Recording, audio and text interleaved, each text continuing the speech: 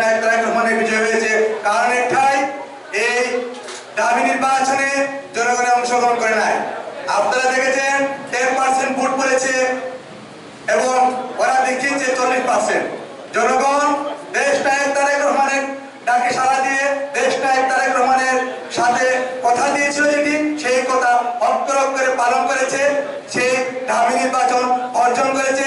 ইদানিং যে উপজেলা নির্বাচন হচ্ছে, সেই উপজেলা নির্বাচনও জাতীয়তাবাদী শক্তি যেভাবে বর্জন করেছে, আপামর জনগণ সেই উপজেলা নির্বাচন বর্জন করেছে।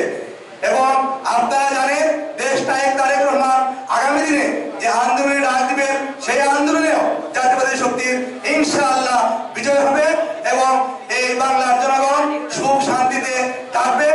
যেভাবে তাদের ন্যায্য অধিকার নিয়ে আন্দোলন করেছিল, সেভাবে জনগণ দেশ নায়ক তারেক রহমানের পাশে থেকে এই ফ্যাসিবাদী সরকারের বিদায় নেবেন। আমি আশা করি আপনারা প্রত্যেকে যেভাবে বিগত দিনে আন্দোলন সংগ্রামে ছিলেন, আগামী দিনেও দেশ নায়ক তারেক রহমানের ডাকে সেই আন্দোলন সংগ্রামে থাকবেন এবং এই ফ্যাসিবাদী সরকারের বিদায় বদলকে সহযোগিতা করবেন। ধন্যবাদ সবাইকে। আসসালামু আলাইকুম। এবং আজকের এই সম্বোধনা সভার এখানে সমাপ্তি ঘোষণা করা হলো এবং আপনারা প্রত্যেকেই ভালো থাকবেন, সুস্থ থাকবেন, সেই কামনা করি। ধন্যবাদ। আসসালামু আলাইকুম।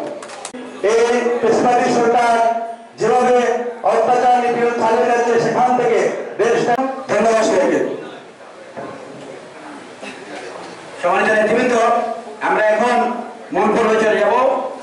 প্রথমে আমাদের আজকের রাজপথে রয়েছে, রাজপথে ছিল, রাজপথে থাকবে এবং আমরা এই সরকারের প্রথম নাম পর্যন্ত গড়ে তুলে যাব না।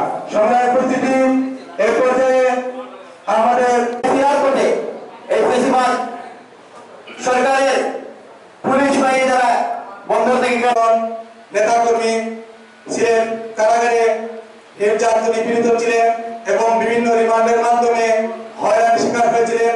তাদেরকে মূলত আমরা আজকে একটু ডাক দিয়েছিলেন আমাদের ভোটের অধিকার, বাদের অধিকার ফিরিয়ে নেওয়ার জন্য, জনগণের আশা আকাঙ্ক্ষা প্রতিফলনের জন্য। আমরা দেখেছি সেই আন্দোলন সংগ্রামে জাতীয়বাদী সরকার বিষয়ক সম্পাদক তৌহিদ হাসান রিয়ন ভাইয়ের কাছ থেকে ফুলের মালা দিয়ে বরণ করে নেবেন।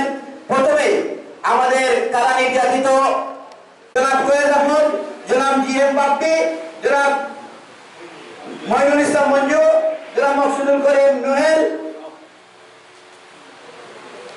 আফজল হোসেন। আন্দোলন হওয়ার পরও এই ফ্যাসিবাদ আওয়ামীর হুকুম ব্যতীত বাংলাদেশ পৃথিবীর মধ্যে এখন একটি গাছের পাতাও বলে না। এখন হয়তো আল্লাহর হুকুম। খালেদ আহমদ, রাসেল আহমদ, সুহেল আহমদ, আপনাদের মধ্যে নুরুল হক, সাব্বির আহমদ চকিগঞ্জ, সাব্বির আহমদ জনতা, সাব্বির আহমদ চকিগঞ্জ, আক্তার হোসেন, দেলোয়ার হোসেন, সুহেল রাজা,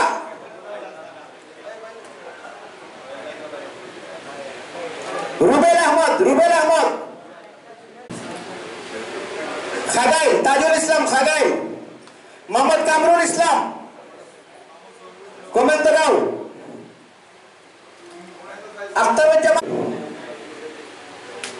আবুল কাসেম গোয়েঙ্গাট, ফরিদ আলী গোয়েঙ্গাট উপজেলা যুবদলের আহ্বায়ক অ্যাডভোকেট শাহজাহান সিদ্দিকী,